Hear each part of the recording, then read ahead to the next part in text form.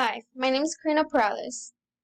Today I'm going to be talking about the structure of matter, Chapter 2, 2.2. The topic for today. In this presentation, we will be talking about the relationships among matter, atoms, and compounds.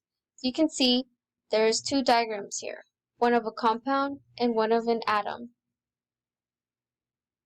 Matter. Matter is anything that has weight and takes up space. When going in specific, matter has mass, not weight. But students tend to use weight so they won't get confused. Matter is composed of elements known as solids, liquids, and gases. Some examples of elements for solids are iron and copper. Elements for liquids are hydrogen, and an example for a gas is oxygen. Below is a more in-depth descriptive picture. Here is a descriptive picture of the structure of matter. You can read this on your own, but I will be going more into depth. Elements. Different elements are required by the body in different amounts. Bulk elements, the body wants these in large amounts. Carbon, oxygen, and hydrogen. Trace elements. The body wants these in small amounts. Iron and iodine. Ultratrace elements. The body wants these in minute amounts.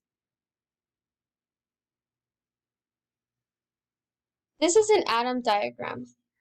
It's composed of electrons, neutrons, and protons. And the main thing of an atom is the nucleus. Atoms.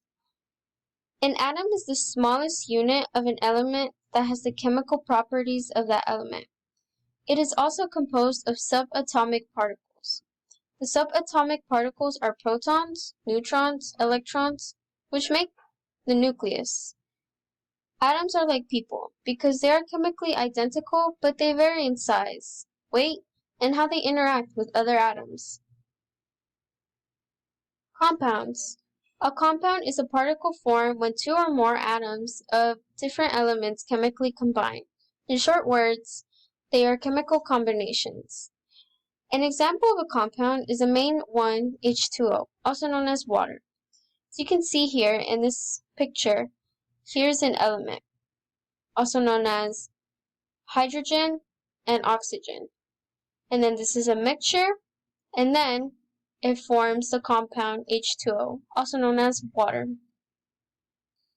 Back to the topic. In conclusion, the relationship among matter, atoms, and compounds reminds me of one big family. Similar to a family is the structure of matter, and each person in the family depends on one another. Without matter, there would be no atoms, and with no atoms, there would be no compounds. Thank you for joining me on this learning outcome.